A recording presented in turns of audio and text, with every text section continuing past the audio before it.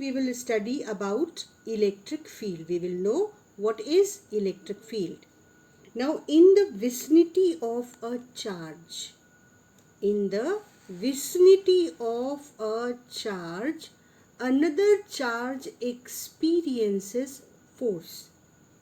And this interaction between these two charges is done by this invisible space around it, which is known as electric field.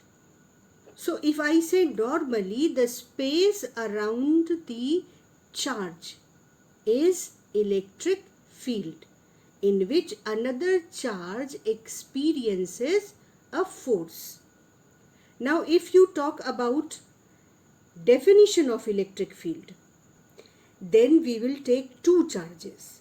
One is a charge who will establish field in the space, and other is test charge. Test charge is a positive and very small charge, which does not interfere or which does not change the field of the main charge, which is establishing field in the space. ठीक है, तो एक charge हम लोग ले लेते हैं capital Q, ये, और दूसरा चार्ज जो बहुत छोटा है, जो इस चार्ज की फील्ड में जब आता है तो इस चार्ज की फील्ड को बिल्कुल भी डिस्टर्ब नहीं करता है, उस चार्ज को हम टेस्ट चार्ज बोलेंगे। और इस चार्ज से r डिस्टेंस पर इस टेस्ट चार्ज को लेकर आते हैं एट पॉइंट P। तो ये चार्ज इसकी वजह से एक फोर्स एक्सपीरियंस करता है, और फोर्स थ्रू फील्ड ये चार्ज इसको एक्सर्ट करता है। तो जो फोर्स है वो इलेक्ट्रोस्टैटिक फोर्स है, वो कूलम्बियन फोर्स है, वो दोनों चार्जेस को मिलाने वाली लाइन के अलोंग लगेगा, और रिपल्सिव फोर्स है तो इस तरीके से away from the two charges लगेगा। ये जो फोर्स है ये कैसे लिख सकते हैं हम? K Q1 Q2 upon R square लिख दिया हमने। अब जो फोर्स है ना Q नॉट पर, उस फोर्स को हम ऐसे भी लिख सकते हैं। देखो, Q नॉट को इस एक्सप्रेशन से अलग कर लिया तो एक्सप्रेशन बचा K, जो चार्ज फील्ड स्टैब्लिश कर रहा है वो चार्ज, अपॉन ये distance of point P from that charge R square. ये जो क्वांटिटी है ना, ये डिपेंड करती है केवल इस चार्ज पर जिसकी फील्ड है। इसको हम कहते हैं इलेक्ट्रिक फील्ड, और हम इस इलेक्ट्रिक फील्ड क्वांटिटी को डिफाइन करते हैं force experienced by the positive test charge upon the positive test charge। जिसने फोर्स एक्सपीरियंस किया अपॉन जितना अमाउंट उस चार्ज का था वो अमाउंट, यानी force divided by the same charge which is experiencing force. और जब हम ऐसा करेंगे तो फोर्स की जगह तो आपने ये एक्सप्रेशन रखा, और उसके बाद आप इसको Q नॉट से डिवाइड कर दो, तो जो फोर्स एक्सपीरियंस कर रहा था अगर आप उसे डिनोमिनेटर में रख दोगे तो क्या बचेगा? देखो, ये फोर्स और जो एक्सपीरियंस कर रहा था फोर्स, उससे इसको डिवाइड कर दो तो तुम्हें मिलेगा K Q upon R square, जिसमें सिर्फ वो चार्ज होगा जिसकी फील्ड है। तो ये इलेक्ट्रिक फील्ड का मैथमेटिकल एक्सप्रेशन है। और अगर तुम यहाँ से देखो तो force on charge Q not will be charge into electric field. अब जिस चार्ज की फील्ड में ये है, उस चार्ज की फील्ड इनटू चार्ज जो फोर्स एक्सपीरियंस कर रहा है। तो इसमें दो चार्जेस हो गए बेटा, एक वो चार्ज जो फील्ड इस्टेब्लिश कर रहा है, और एक वो चार्ज जो उस फील्ड में आकर फोर्स एक्सपीरियंस कर रहा है। तो force per unit charge is defined as either you say electric field और you say electric field intensity. तो इस टर्म को देखकर हमको परेशान नहीं होना है, इलेक्ट्रिक फील्ड और इलेक्ट्रिक फील्ड इंटेंसिटी। अब देखो इलेक्ट्रिक फील्ड से रिलेटेड कुछ बड़े इंटरेस्टिंग से फैक्ट हैं। जब हम इलेक्ट्रिक फील्ड डिफाइन कर रहे हैं ना, तो देखो हमने जब इसको डिफाइन किया तो हमने कहा कि एक चार्ज को पॉइंट पी पर लाए और फिर हमने पूरी डेफिनेशन को समझा। तो ये electric field intensity at point P है, यानी इलेक्ट्रिक फील्ड इस पॉइंट की कैरेक्टरिस्टिक हो गई। ठीक, तो अब हम क्या कहते हैं कि electric field is characteristic of a point. ठीक, तो पी पॉइंट पर जो इलेक्ट्रिक फील्ड है वो है के क्यू बाई आर स्क्वायर, और जैसे जैसे ये पॉइंट सोर्स चार्ज जिसकी फील्ड है उससे दूर जाएगा, वैसे वैसे इलेक्ट्रिक फील्ड 1/r² के अकॉर्डिंग डिक्रीज करेगी। क्लियर हो रही है बात? तो एक इम्पॉर्टेंट पॉइंट जो हमें ध्यान रखना है कि इलेक्ट्रिक फील्ड डिस्टेंस के स्क्वायर के अकॉर्डिंग डिक्रीज करती है, यानी अगर डिस्टेंस डबल हो जाता है तो इलेक्ट्रिक फील्ड 1/4 हो जाएगी।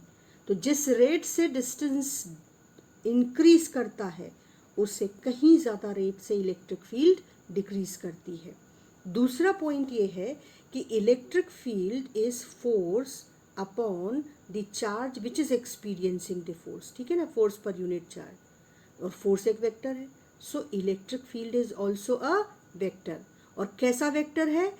इसकी डायरेक्शन वो ही होगी जो फोर्स की डायरेक्शन होगी। और जब हम इलेक्ट्रिक फील्ड को डिफाइन कर रहे थे तो हमने किस चार्ज पर फोर्स को यूज करके या कंसीडर करके इलेक्ट्रिक फील्ड डिफाइन की थी? पॉजिटिव टेस्ट चार्ज को। तो इलेक्ट्रिक फील्ड की डायरेक्शन वही होगी जो पॉजिटिव चार्ज पर किसी पॉइंट पर फोर्स की डायरेक्शन होगी। यानी अगर हमें किसी पॉइंट पर इलेक्ट्रिक फील्ड की डायरेक्शन पता करनी है तो हम उस पॉइंट पर इमेजिन करें कि +1 कूलम चार्ज रख दिया, तो +1 कूलम चार्ज उस पॉइंट पर जिधर फोर्स एक्सपीरियंस करेगा वो ही डायरेक्शन उस पॉइंट पर इलेक्ट्रिक फील्ड की डायरेक्शन भी होगी। तो अगर हम अपना केस कंसीडर करें दोबारा से, तो ये क्या है? ये पॉजिटिव चार्ज है, इस पर force away from both the charges है और along the line joining the charges है। तो अगर कोई इस पॉइंट पे इलेक्ट्रिक फील्ड पूछे तो हम इलेक्ट्रिक फील्ड कैसे लिखेंगे? बस दोनों लाइन को ज्वाइन करने, दोनों चार्जेस को ज्वाइन करने वाली लाइन जैसे फोर्स के लिए ड्रॉ करते थे वैसे ही फील्ड के लिए ड्रॉ की, और उसके बाद अगर फोर्स रिपल्शन का है, दोनों चार्जेस से दूर है, तो इलेक्ट्रिक फील्ड भी उसी डायरेक्शन में होगी। तो इलेक्ट्रिक फील्ड एक तो उस चार्ज के मैग्नीट्यूड पर डिपेंड करती है जो चार्ज उसे एस्टैब्लिश कर रहा है, जितना स्ट्रॉन्ग चार्ज उतनी स्ट्रॉन्ग फील्ड, और दूसरा कि उस चार्ज से डिस्टेंस के स्क्वायर के रेट से डिक्रीज करती है। तो ये तो इस पॉइंट पर इलेक्ट्रिक फील्ड की कैरेक्टरिस्टिक हो गई, और दूसरा इसकी डायरेक्शन वही होगी जो इस पॉइंट पर पॉजिटिव चार्ज फोर्स की डायरेक्शन एक्सपीरियंस करेगा, फोर्स की डायरेक्शन ही फील्ड की डायरेक्शन होगी। तो ये 3 पॉइंट्स हो गए, डायरेक्शन, चार्ज के प्रोपोर्शनल और डिस्टेंस स्क्वायर के प्रोपोर्शनल। इसके बाद नेक्स्ट पॉइंट है simple unit of electric field. तो फोर्स पर यूनिट चार्ज है तो यूनिट हो गई न्यूटन पर coulomb. Dimensional formula of electric field वो भी बहुत आसान है, फोर्स पर यूनिट चार्ज है ना फार्मूला, तो फोर्स का MLT -2 हो गया, और चार्ज तो फंडामेंटल क्वांटिटी है नहीं तो आप करंट के टर्म्स में लिखेंगे। तो इलेक्ट्रिक फील्ड का डायमेंशनल फार्मूला हो गया MLT -3A-1 हो गया। ठीक, अब आ जाते हैं एक बहुत ही इंटरेस्टिंग मज़ेदार पॉइंट पर जो इलेक्ट्रिक फील्ड से कनेक्टेड है। Right now we said that electric field's direction will be the direction which a positive charge will experience at a point. ठीक है, तो अब देखो अगर हम एक चार्ज कंसीडर करें और उस चार्ज के पास एक दूसरा चार्ज टेस्ट चार्ज लेकर आते हैं, ध्यान से समझो इस बात को। ये है चार्ज जिसने इलेक्ट्रिक फील्ड इस्टेब्लिश कर रखी है स्पेस में, और इसके पास हम एक बहुत छोटा सा टेस्ट चार्ज लेकर आते हैं r डिस्टेंस पर, तो इस चार्ज पर इसकी वजह से रिपल्सिव फोर्स लगेगा क्योंकि ये पॉजिटिव चार्ज है। अगर मैं इस चार्ज को उठाकर यहाँ रख दूँ, ठीक, अगर मैं इस चार्ज को उठाकर यहाँ रख दूँ तो line joining the two charges जो फोर्स है वो ऐसे लगने लगेगा। अगर मैं इस चार्ज को उठाकर यहाँ रख दूँ तो फिर line joining the two charges और फोर्स ऐसे लगने लगेगा। इस तरीके से अगर आप पोजीशन बदल कर देखें तो इस फोर्स का एक पैटर्न है, इसके डायरेक्शन की एक पैटर्न है, और जिधर फोर्स है उधर ही फील्ड की डायरेक्शन भी है। और एक इम्पॉर्टेंट इंटरेस्टिंग बात क्या है, अगर इस चार्ज को मैं थोड़ा दूर ले जाऊं तो देखो वेक्टर के लेंथ से दिखाया है कि फोर्स कम हो गया, डिक्रीज कर गया। अगर मैंने इस चार्ज को इससे ज़्यादा डिस्टेंस पे रखा तो फोर्स और भी कम हो गया, वेक्टर जो है वो और भी छोटा हो गया। तो इसका मतलब क्या हुआ, अगर मैं कंक्लूड करूं इस डिस्कशन को, then I will summarize my discussion that force experienced by test charge has a pattern around the source charge। चारों ओर आप चक्कर लगाए उस चार्ज को लेकर, इस तरीके से आप उसको अलग अलग पोजीशन पर रखें तो हमें मिला कि इस फोर्स का एक पैटर्न है around the test source charge in the space, and if test charge is not there then also this pattern will be there, this pattern can be imagined to be there। अगर ये test charge नहीं हो तो भी force की direction, तो अगर test charge होगा तो टेस्ट चार्ज की वजह से थोड़ी आती है, तो फोर्स की डायरेक्शन तो उस फील्ड की कैरेक्टरिस्टिक में स्पेस के चारों ओर एग्जिस्ट कर रही है। जैसे ही कोई चार्ज आता है तो वो इसे बस एक्सपीरियंस कर लेता है। तो ये जो पैटर्न है, this is very interesting, this pattern of force is representing actually electric field of this charge capital Q। So we can say that imaginary lines pattern around a charge which represents direction of force experienced by a positive test charge at different positions। ये pattern कैसे बना, ये imaginary pattern जो हमको दिखा ये कैसे बना, ये उस चार्ज के कैपिटल Q के पास अगर टेस्ट चार्ज रख रहे थे तो फोर्स की डायरेक्शंस थी, अलग अलग पोजीशन पर अलग अलग डायरेक्शन थी, और वो डायरेक्शंस, वो वेक्टर्स, वो एरो पैटर्न बना रहे थे। तो हमने कहा कि जो इमेजिनरी लाइन पैटर्न हमने देखा, ये इमेजिनरी लाइन पैटर्न जो हम देख रहे हैं, this is due to force experienced by the positive charge at different positions, and this imaginary line pattern is called electric field lines।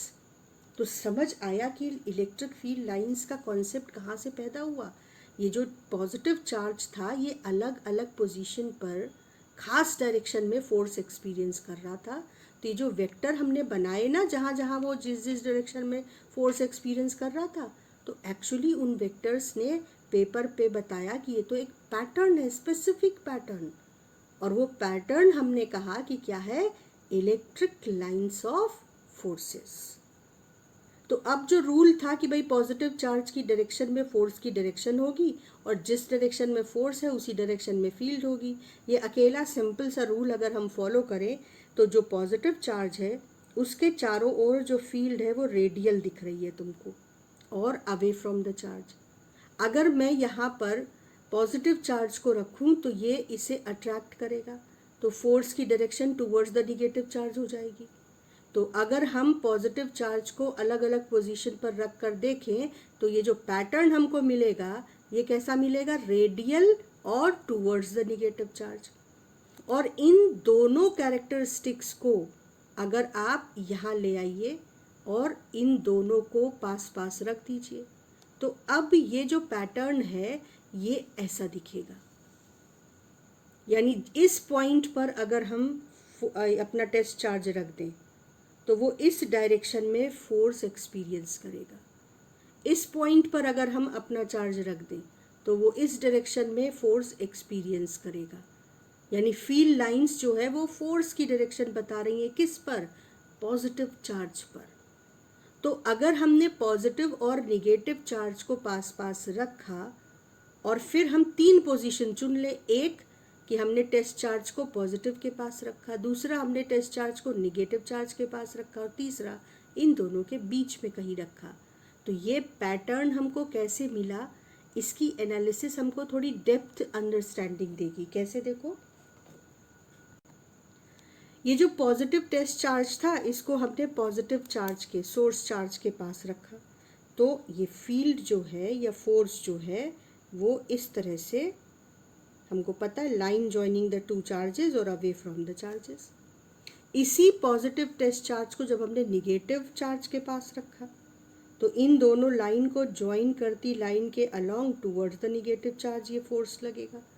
लेकिन अगर मैं इसको इन दोनों के बीच कहीं रखूं तो इस चार्ज का फोर्स इन दोनों चार्जेस को ज्वाइन करने वाली लाइन की तरह इधर होगा, रिपल्शन, और इस चार्ज की वजह से फोर्स इन दोनों लाइन को ज्वाइन करने वाली, इन दोनों चार्जेस को ज्वाइन करने वाली लाइन के अलोंग इधर होगा, निगेटिव चार्ज की तरफ। अब इन दोनों का रिजल्टेंट किधर आएगा? इधर आएगा। तो ये देखो, अगर तुम सिर्फ फोर्स के पैटर्न को फॉलो करो तो तुमको ये ऐसी लाइन का पैटर्न मिलेगा। यानी पॉजिटिव चार्ज जहाँ जहाँ चल रहा है वहाँ वहाँ फोर्स की डायरेक्शन बदल रही है, मैग्नीट्यूड भी और डायरेक्शन भी, और जो फोर्स का पैटर्न बन रहा है वही फील्ड का पैटर्न बन रहा है। तो इसीलिए जब हम लोग पॉजिटिव और निगेटिव चार्ज को पास में रखते हैं तो हमको इस तरीके से पैटर्न मिलता है।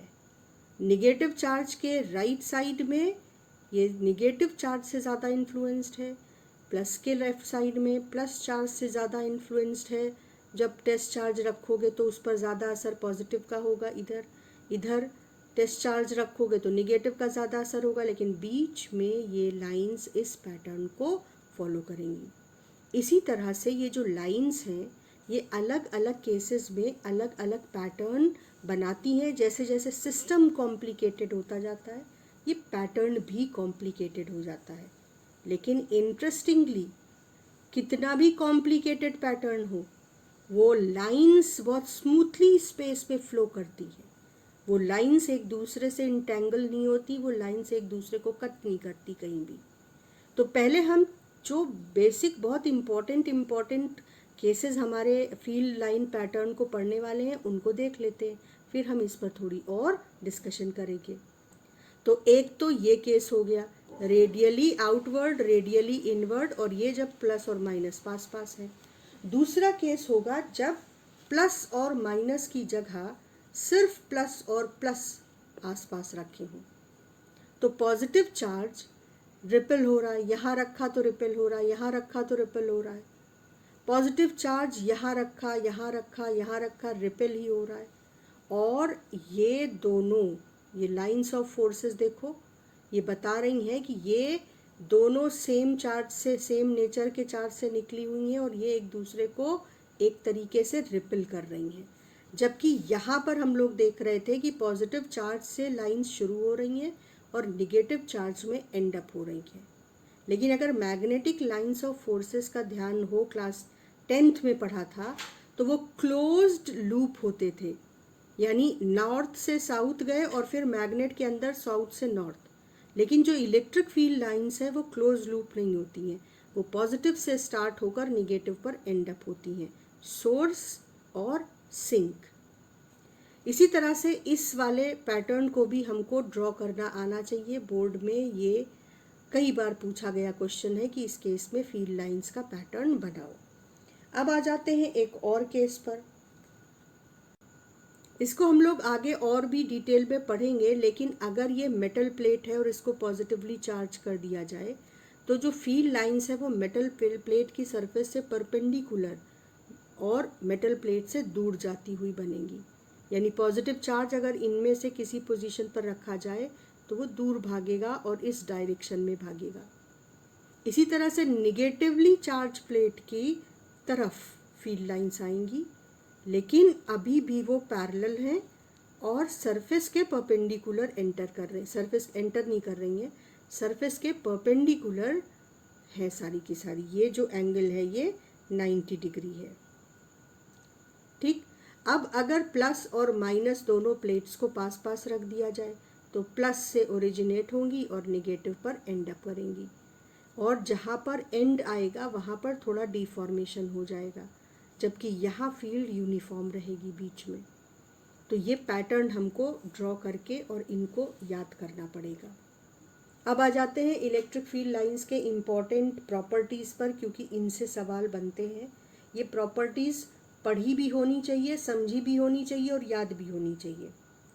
एक तो हम लोग समझ चुके हैं कि electric field lines originate from positive charge and terminate at negative charge, and these lines are not closed loops unlike magnetic lines of forces। ये ध्यान रखना है कि magnetic lines of forces से यही डिफरेंस है।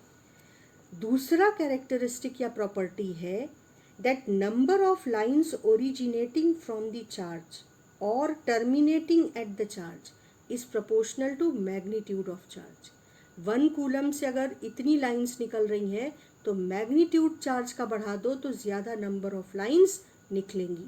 और साथ में हम ये भी कह सकते हैं कि फील्ड जो अगर मैग्नीट्यूड ज़्यादा हो तो ये फील्ड स्ट्रांग होगी, फील्ड स्ट्रांग होगी और लाइंस ऑफ फोर्सेस ज़्यादा होंगी, पास पास होंगी। इसके अलावा इसी पॉइंट को हम और स्पेसिफाई कर देते हैं कि these field lines are denser close to each other where field is strong and rarer far apart where field is weak।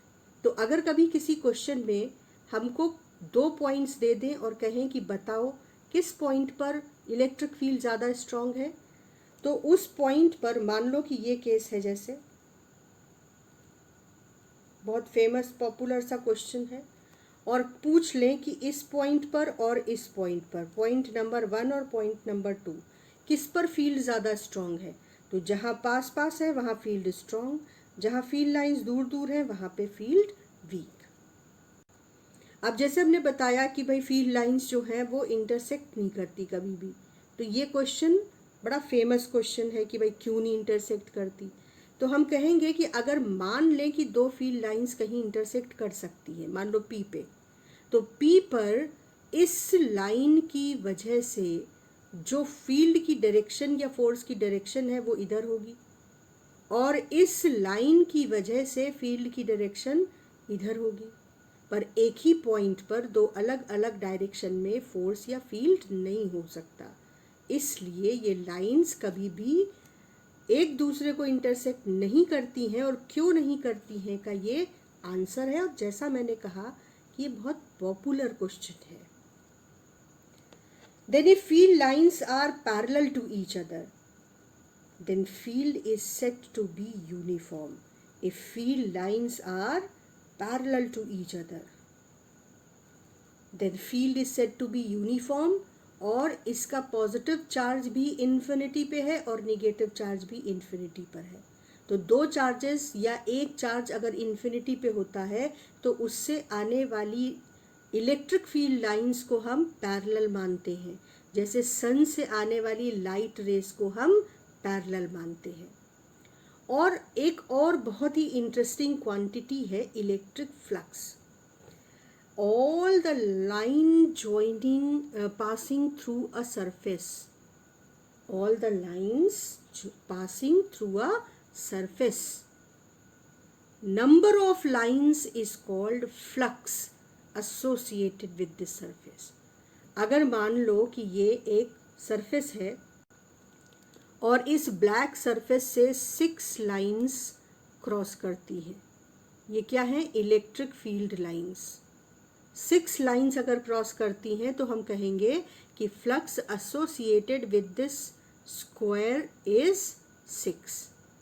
तो जो फील्ड लाइंस किसी सरफेस को क्रॉस करती हैं, पेनिट्रेट करके पार कर जाती हैं, वो फील्ड लाइंस उस एरिया से एसोसिएटेड, उस सरफेस से एसोसिएटेड फ्लक्स कहलाती है। तो ये हो गया इलेक्ट्रिक फील्ड का इंट्रोडक्शन, फॉर्मूला, यूनिट और प्रॉपर्टीज़। इलेक्ट्रिक फील्ड लाइंस क्या है और उनकी प्रॉपर्टीज़। नेक्स्ट क्लास में हम लोग इलेक्ट्रिक फील्ड कैलकुलेट करना सीखेंगे।